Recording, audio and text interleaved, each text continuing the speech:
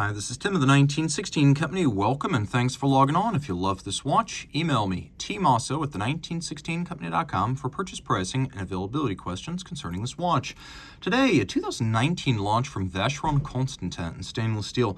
This is the Fiftysix self-winding. It is the core model of the Fiftysix collection, which harks back to the 1956 reference 6073. And while the resemblance to the 6073 is a resemblance in passing at best, the watch has a unique and modern style that is appealing, attractive, and versatile. It is sort of an all-arounder, neither a dress watch nor a sports watch.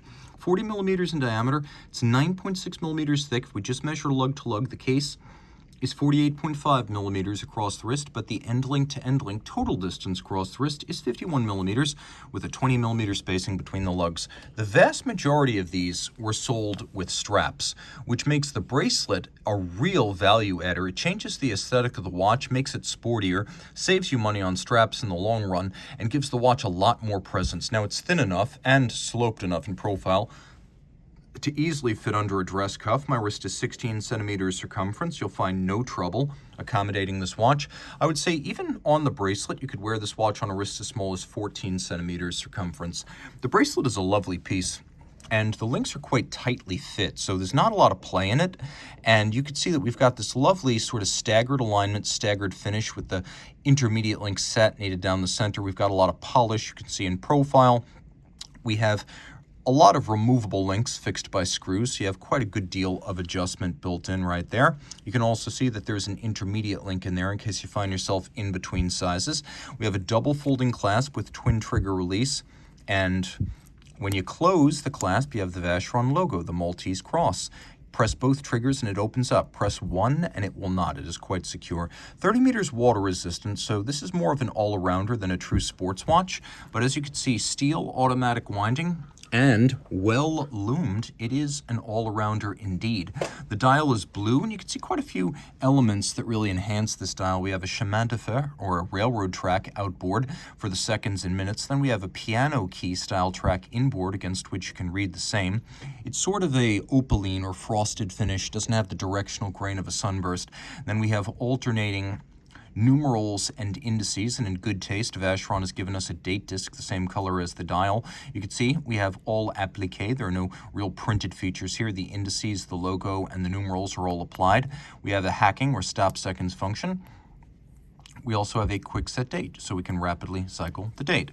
Around back, we have a rotor in 22 carats. This is a automatic winder with a twin barrel 48-hour power reserve, 25 pivot joules. You can see the rotor itself is 22 carats, solidly more than the 21 and 18 we see on most gold rotors.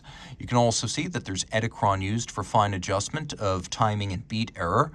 And you can see this is caliber 1326, which is a movement designed by Richemont's movement engineering resource, Valfleurier, which helps a lot of brands with movement design, IWC, Piaget, Vacheron, Cartier.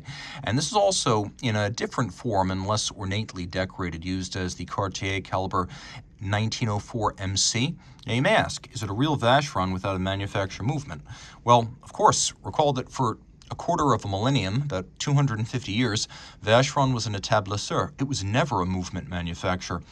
The oldest continuously operating Swiss watchmaker, Vacheron mostly ordered the best pieces from the best sources and assembled them under its roof.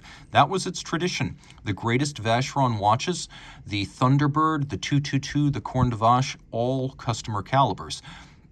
And so in the modern era, we've developed a snob appeal about customer calibers.